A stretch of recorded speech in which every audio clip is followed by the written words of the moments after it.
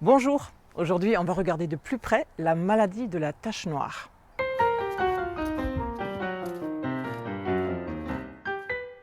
Bonjour et bienvenue.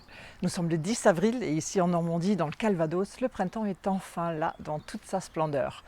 Les poiriers sont en fleurs, les pommiers depuis quelques jours, les amélanchiers, les lilas et dans le jardin ça sent bon partout. Et dans la roseraie du château de Cannon, j'ai vu pour la première fois un poirier en fleurs juste à côté des premières roses du rosier Madame Solvay, du jamais vu. Pour l'instant, les nouvelles feuilles sont belles et brillantes et font vraiment plaisir à voir, mais je commence à détecter ici et là quelques feuilles malades, hélas. Depuis octobre, il a énormément plu en Normandie, pratiquement tous les jours, et j'ai l'impression que ce n'est pas fini. Et avec cette humidité et l'augmentation des températures, deux facteurs sont réunis pour favoriser l'apparition des premiers champignons qui attaquent les feuilles de nos rosiers. Ces champignons-là se manifestent par l'apparition de taches foncées qui s'étalent et qui nécrosent les tissus. Certains font jaunir la feuille qui finira par tomber. Et si l'atteinte est importante, le rosier pourra perdre trop de feuilles, fera moins de photosynthèse et sera affaibli. Il poussera moins bien et sa floraison sera bien évidemment moins belle.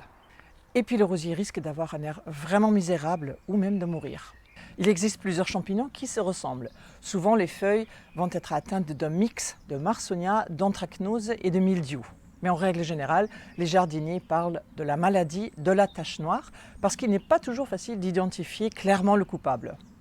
Mais comme la conduite à tenir est la même pour tous les champignons, ce n'est pas très important de savoir à qui on a exactement affaire et gardons donc tout simplement le terme générique de maladie de la tache noire. La première chose à faire quand vous constatez les premiers signes est rester calme et accepter que les rosiers sont des plantes, des êtres vivants qui peuvent avoir leur moment de fragilité.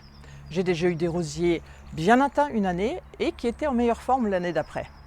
Et dites-vous bien que quelques feuilles malades sur un rosier, ce n'est absolument pas grave et cela ne nuit pas à l'état général de la plante, qui aura quand même de très belles fleurs.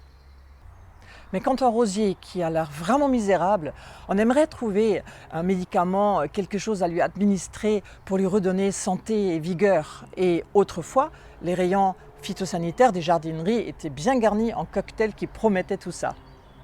Mais depuis quelques années, tous les produits chimiques sont interdits à la vente aux jardiniers amateurs et c'est tant mieux, car ils sont très nocifs pour le sol, ses petits habitants et pour le jardinier. Que faire alors? Commençons par la base. Planter des rosiers qui sont connus pour être résistants aux maladies. Résistant aux maladies ne veut pas dire jamais une feuille malade, c'est utopique, mais la différence est remarquable. Et les recherches des hybrideurs des dernières années se portent vraiment sur la résistance aux maladies et l'information se trouve la plupart du temps sur leur site. Et en passant, un petit compliment pour les rosieristes allemands Cordes et Tantau qui l'expliquent très clairement sur leur site internet. Un rosier moderne qui a obtenu une médaille au concours sera résistant. Vous pouvez aussi acheter les yeux fermés les rosiers qui portent le label allemand ADR, un label très exigeant qui garantit une excellente santé. Ou encore, depuis 2016, les rosiers qui portent le label français, le label rouge. Et puis, posez des questions aux vendeurs, écrivez un mail au rosieriste, renseignez-vous. Il est très important de bien choisir son rosier. Mais il n'y a pas que les modernes. Parmi les rosiers plus anciens, on trouve beaucoup de variétés qui sont connues pour leur facilité de culture. Dans la roseraie du château de Cannon, par exemple, je vous ai déjà présenté un de mes préférés qui est Marietta Silvataruca, qui date de 1925 et qui n'est jamais malade et que j'adore. Ou sinon, pensez à des variétés comme les rosiers Moschata, les plus connus sont Mozart ou Ballerina. Les rosiers rugueux aussi sont excellents comme Cédelle par exemple. Donc, une fois de plus, le choix est quand même grand, renseignez-vous. Pourtant, je le sais bien, on achète aussi au coup de cœur ou parce que le nom ou le parfum des rosiers sont importants pour nous. Dans ce cas-là, soignez sa plantation. Installez-le dans un sol riche et profond qui le nourrira bien et rajoutez de temps en temps, mais selon la nature de votre sol bien sûr, un peu de fertilisant. Un rosier bien nourri sera plus fort et résistera mieux.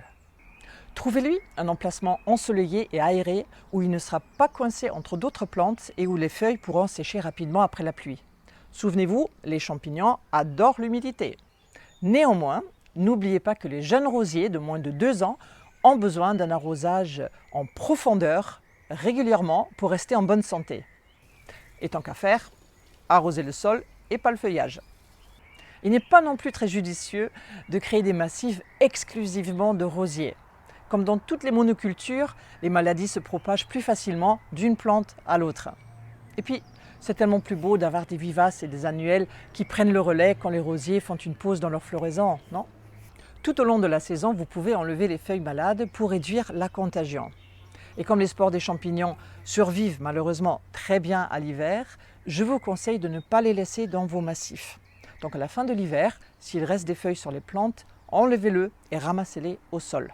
Et évidemment, ça ne va pas sur le compost.